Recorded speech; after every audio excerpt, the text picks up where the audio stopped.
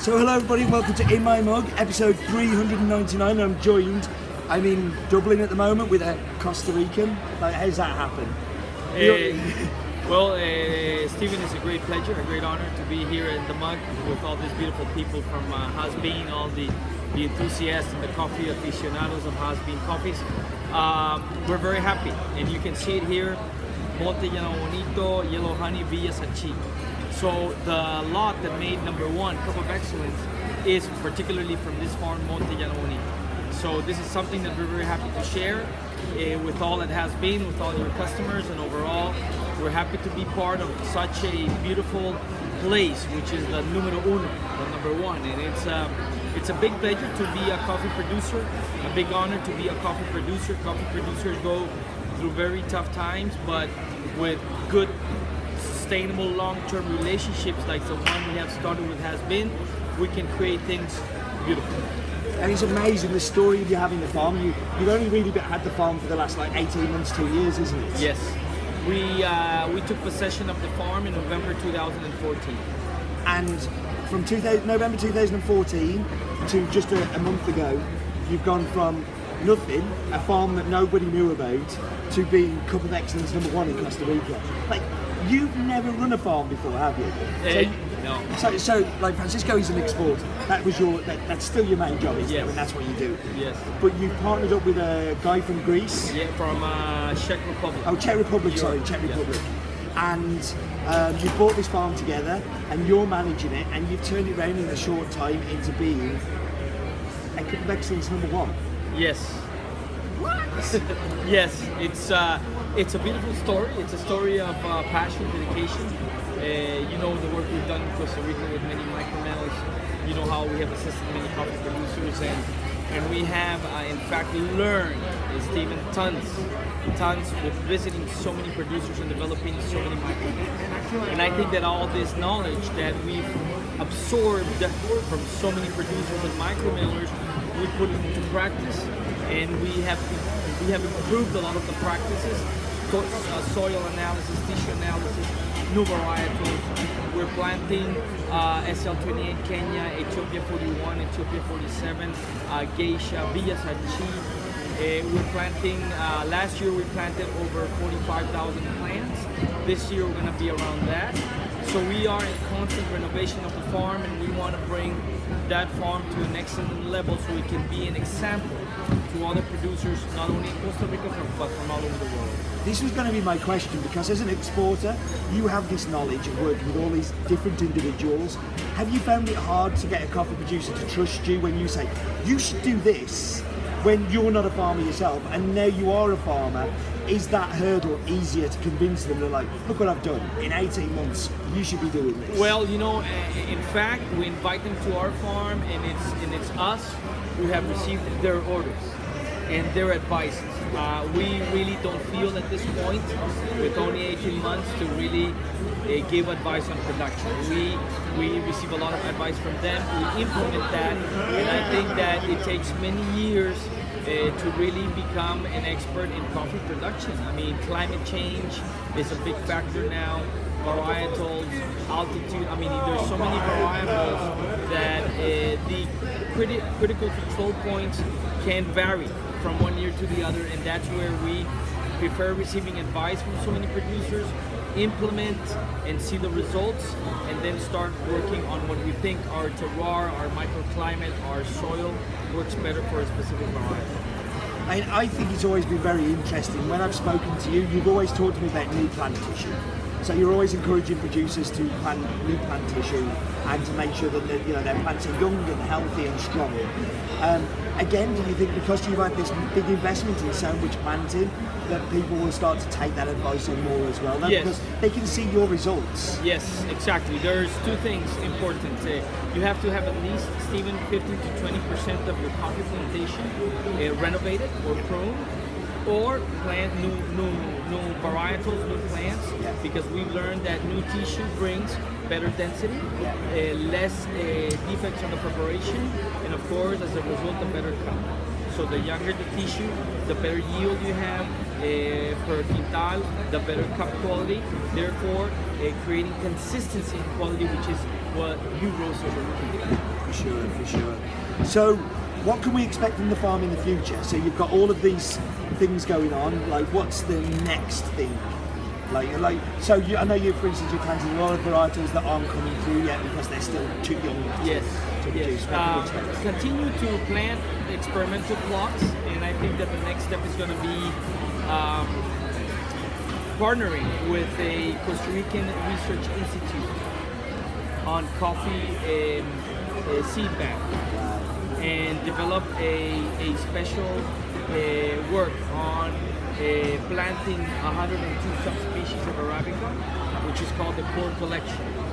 And with this core collection, then we cup, and it's mainly Ethiopian, mainly Kenyan, and based on this, we can explore and experiment better cups and bring that to the producers that are part of the network. Now, our next stage, I think it's going to be Costa Rica becoming a combination of Ethiopia and Kenya together. Okay. Because there's a lot of varietals from those two countries being planted as we speak. Yeah. And more to be planted. We know we got the terroir, we got the climate, we got the conditions, we got the technology, we got the will, we got the passion, we got everything. Yeah. All the elements are there. Costa Rica is a paradise. Yeah. So we think that planting more and more of those varietals, we're going to become a mecca. I mean, as we say, humbly speaking, a place to go and pilgrimage. To go and see all those Ethiopias, all those Kenyas, and all those Typicas, and all those Bourbones flourish. And this is the thing with Costa Rica, that it's ideal because you have small farms. They're not particularly big farms, are they, in the context of the rest of the world? And you have people doing their own milling in the micro mill revolution that kind of has been expedited by people like yourself, where you have control over the processing as well. And there's just so many things. Like, for instance, this is a yellow honey. Yeah.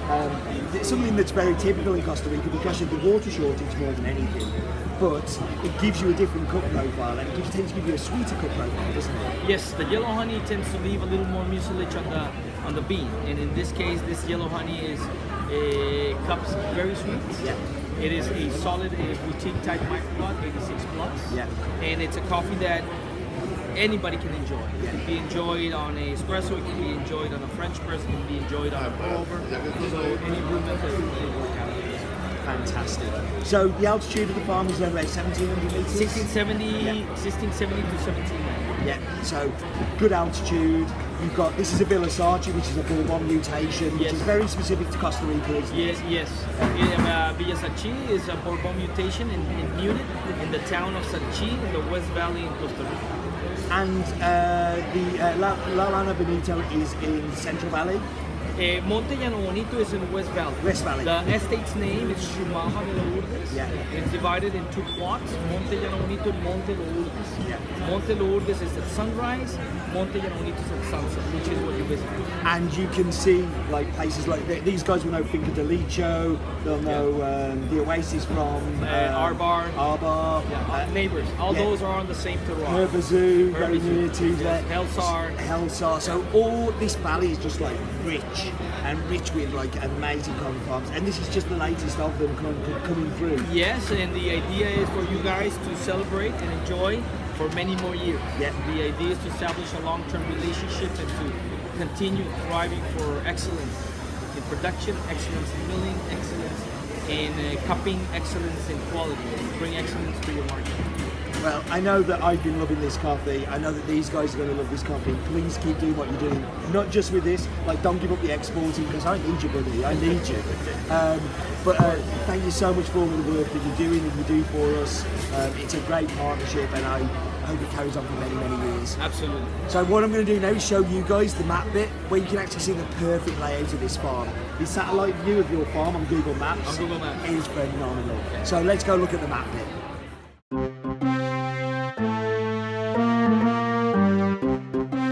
So it's kind of sad, the last map bit with the old footage. I just hope they bring back it's the map bit.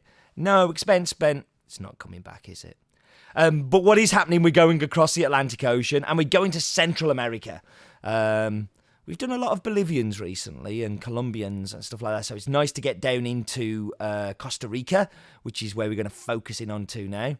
The beautiful country of Costa Rica. To the south, you've got Tarrazú. To the north, you've got Central and Western Valley. Here we get a fact. Costa Rica has more than 121 volcanic formations, with 7 of them being active. More interesting than Roland's daft fact. Everything is more interesting than Roland's daft fact. But we're going to zoom down and we're going to go to the Central Western Valley area. And we're going to go down to a brand new farm we've never been to before, which is Monte Llano Bonito, which is, well, you've just seen the guy who owns the farm, who is part owner of the farm. Brand new virgin land, a lot of it. So a lot of the stuff to the right there that you can see is new. Everything to the left is a current farm that was always there, and the farmhouses are down there. So the highest point is Cerro Chapiro at 3,810 metres, and the lowest point, guess what? It's the Pacific Ocean, which is quite wet. But you see here, beautiful view of, just in the distance, you can see San Jose, which is to the left of us now. And you just see all along the ridge some great farms that we've bought from for a very long time, and great friends. That was the map bit.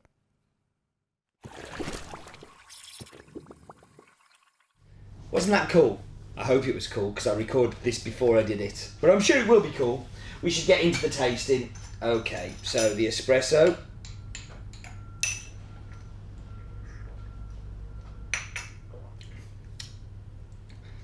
So what you get at the front end is very much dark chocolate. Very high cocoa content chocolate. It's really kind of quite chewy. Got a big mouthfeel.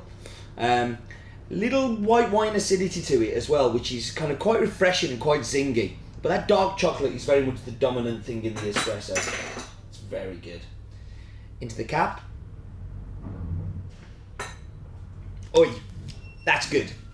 That dark chocolate just powers through. You really do get a big dark chocolate flavour come through the espresso. Not so much of that acidity, the white wine acidity I was referring to. I'm sure we'll find some of that here. Yeah, there we go. It's actually much more gentle. The dark chocolate has kind of dissipated a little bit into the background, and yeah, that's really good. It's fantastic. So, as you know, this is episode 399. The last time I'm doing it in this studio. I do call it a studio, even though it's a cupboard. And really, it's time to get rid of the old set. So, safety first, children. Don't try this at home. So, oi!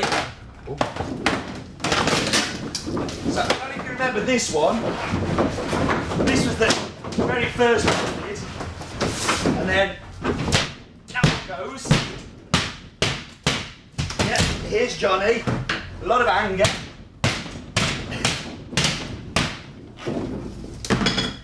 And do remember, children, life is definitely too short for bad coffee. I hope I press record.